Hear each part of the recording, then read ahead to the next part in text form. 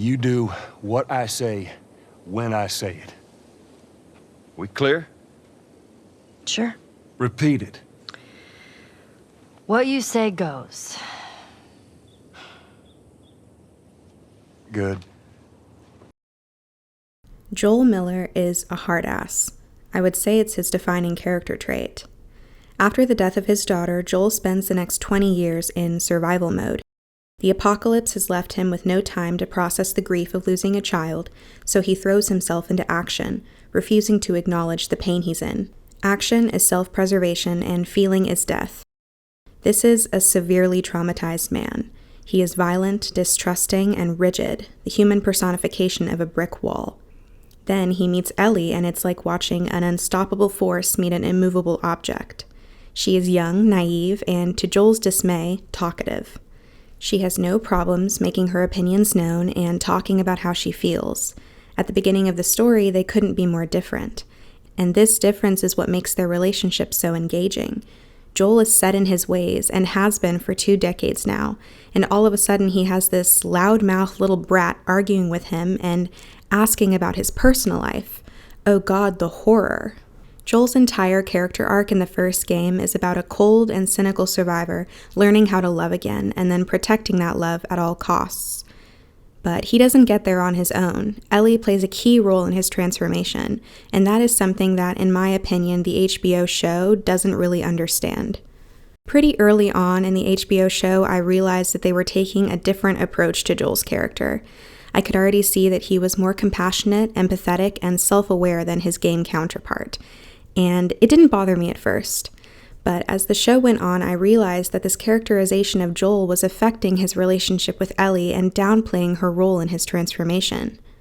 In one of my favorite plot beats in the game, Joel and Ellie are attacked by a group of men who ambush them on the road. One of them gets the upper hand on Joel, and Ellie has to shoot the attacker to save his life. But instead of thanking her, Joel scolds her for not hanging back like he told her to.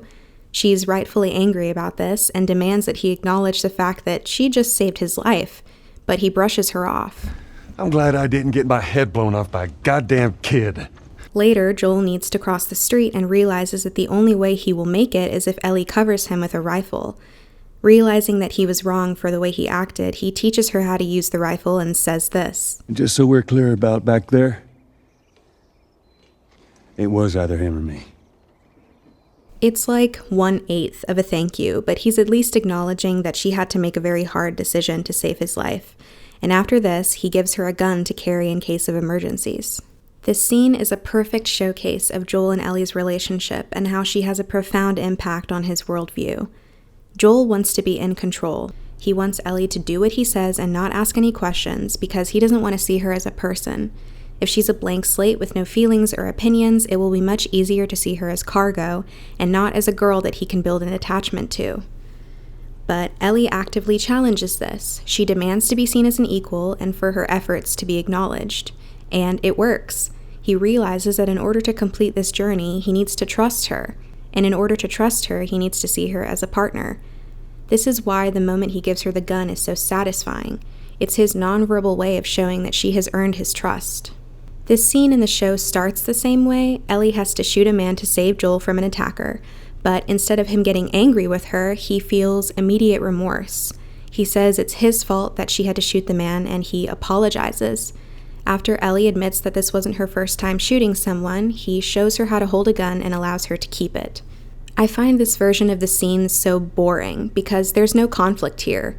Joel makes a mistake, apologizes for the mistake, and gives Ellie a gun. The scene doesn't show us anything new about these two characters other than the fact that Joel may be a little softer than he lets on. This is just a small glimpse into a wider issue I have with the show's writing, and that is Joel's self-awareness. In the game, Joel is not a self-aware person. He mistakes pretty much any emotion he feels for anger because it's what he knows best. Anger has kept him alive for 20 years. It allows him to detach from other people and makes it easier to inflict violence. What he doesn't understand is that a lot of this anger is misguided pain, sadness, insecurity, and powerlessness.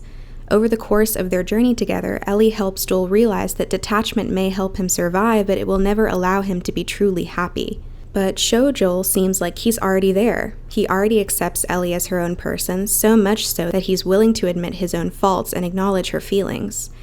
It felt like Joel was too early in his arc to be this emotionally vulnerable, but I was willing to look past it.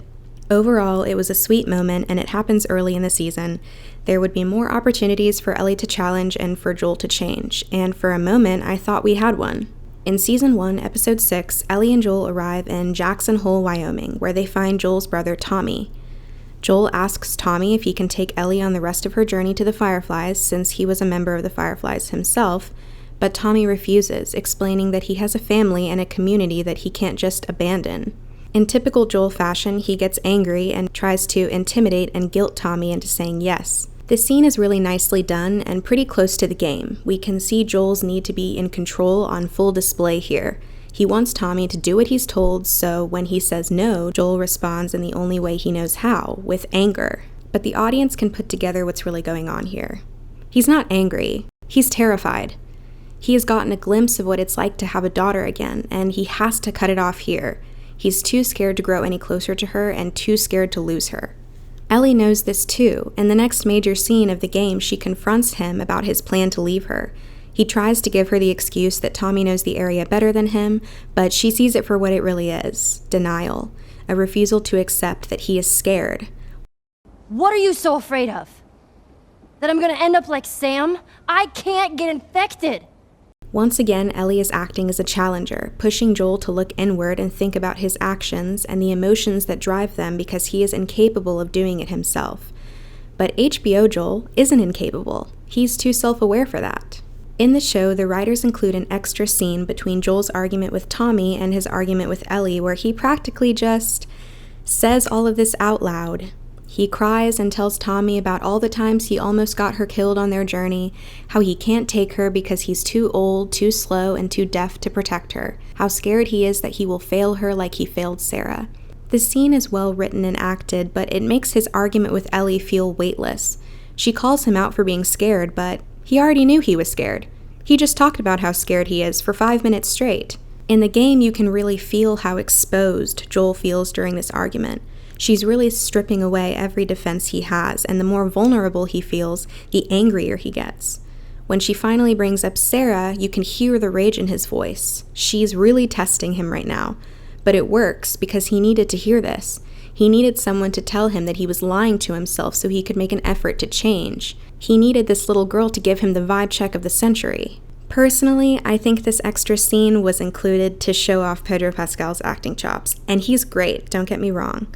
But this scene doesn't tell us anything new. The audience can figure out that Joel is scared through subtext. We've seen him have multiple panic attacks by now, and having Joel admit to being scared instead of letting Ellie call him out for it feels like a missed opportunity to show how Ellie influenced his change of heart.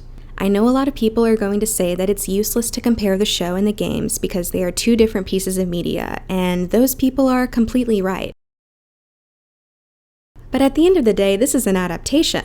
My justification for this show's existence was that people like my mom and my dad, who don't play video games, would get to experience this story and these characters that I love so much.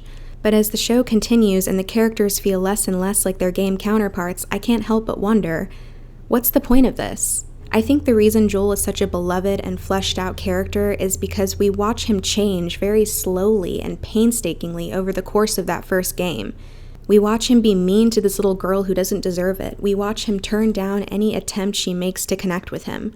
We wait patiently for this brick wall to show any bit of emotion, so when he finally does, it feels so satisfying. In the second game, Ellie travels back to Salt Lake City to find out the truth about the Fireflies. When Joel finds her there, she demands that he tells her the truth or she will leave him forever. He confesses, and although she agrees to go back to Jackson with him, she declares their relationship over. We don't get much information about their dynamic for the next 2 years, but we can assume that they aren't talking to each other. Joel keeps an eye on her from afar, but he doesn't seem to reach out, and neither does she. This is where we see how far Joel has come. This man used to not care about her feelings. He was happy as long as she did what she was told and didn't complain about it. And when she would push back, he would respond with anger or indifference. But now, when Ellie expresses how hurt she is and how she wants to cut ties with him, he accepts it, because he respects her so much that he's willing to give her the space she needs. because he knows what he did was fucked up and he's ready to live with the consequences. Because he loves her. Is he sorry for what he did? No. He knows he made the right decision, but if no longer having a relationship with her means that he gets to see her alive and safe in Jackson, he's willing to make that sacrifice. That's character development, baby. We don't really know how much these years of separation affect him until the day she comes back. 2 years after the revelation, Ellie meets with him on his back porch and admits that although she's still very angry, she wants to try and forgive him. And for the first time since Sarah's death, Joel begins to cry. I like that. It's so understated, just a voice crack and a sniffle, but it hits so hard because we aren't used to seeing him like this, and we can feel that he's been suffering in silence since she left him. The show combines the revelation scene and the porch scene into one, completely removing the 2 years where Ellie and Joel aren't talking to each other. They substitute the revelation scene for a different one where the two of them find a character named Eugene infected in the woods. Ellie believes they can get him back into town before he turns so he can say goodbye to his wife. Joel agrees but ends up killing Eugene anyways, and a very pissed off Ellie exposes him for what he did in front of Eugene's wife. Now, was I happy they got rid of the 2 years? No. But this scene felt like the first time we were getting real character conflict between Joel and Ellie. Joel making a decision prioritizing survival over emotion. Ellie believing he robbed Eugene and his wife of closure. This is prime Ellie and Joel conflict. So maybe this was fine. Maybe Ellie's anger about Eugene was really misguided anger about the Fireflies. Maybe she would cut ties with him completely. Maybe he would feel guilty about lying to her, but instead of getting angry, he would give her the space she needs. But that's not what happened. Instead, Joel seems to regress. We get 2 different scenes where he complains about how Ellie treats him, how rude she is for not wanting to talk to him. This is something Joel would do in the first game, getting angry when Ellie doesn't act the way he wants her to. This is not the more self-aware and compassionate version of Joel we met in the first season.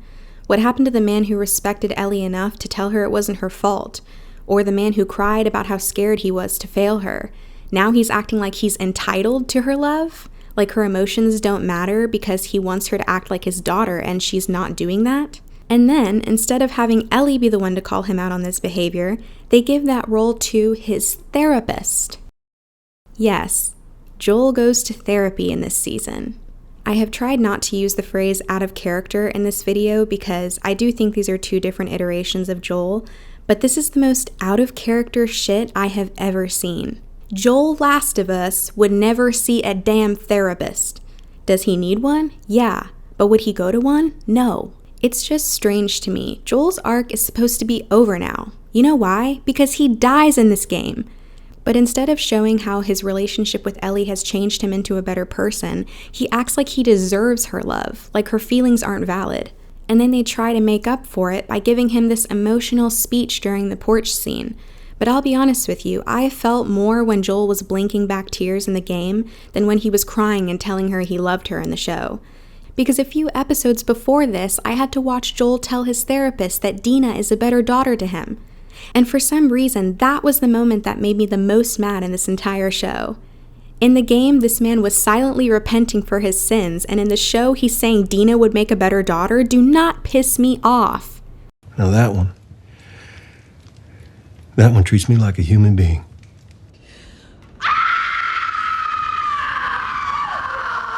Okay, this has turned into a rant, which I didn't want to happen. I just want to say this. In order to make a good adaptation of The Last of Us, you have to get Ellie and Joel right. You have to show through conflict how these characters challenge and change each other. If you don't get that right, your adaptation is not going to succeed. In my opinion, the show version of Joel feels like a watered-down version of his game counterpart. I don't think this has anything to do with Pedro Pascal. I love him. I think some of it has to do with the fact that they condensed a video game into 9 episodes of television, but I think it could have been done. Personally, I think there's a little too much screen time given to characters that aren't Ellie and Joel in that first season. But no, the main reason this feels watered down is the writers. They didn't want to risk Joel coming off as too unlikable, so they made him more agreeable and self-aware. They assume the audience will be on their phones, so they make Joel state his feelings out loud instead of letting the audience figure it out through subtext. They wanted the audience to feel extra bad when Joel dies, so they give him multiple scenes where he laments about how sad he is that his daughter won't talk to him. And it all makes me feel so bad, because I love these characters. Ellie's my favorite fictional character of all time. Her and her angry murder dad mean a lot to me, and I hate that millions of people will have to watch this show knowing that the original story is so much more nuanced and well written. And that's all I have for you today. Please remember that this is all my opinion, and at the end of the day, it doesn't matter. If you really like this show, I'm so happy for you. Unfortunately, my love of the game prevents me from feeling that way. I would love to hear your thoughts in the comments, but please keep it respectful. I was on the internet when The Last of Us Part 2 was released, and I know how vitriolic fans of this game can get. Anyways, thank you so much for watching, good night, and don't let the zombies bite.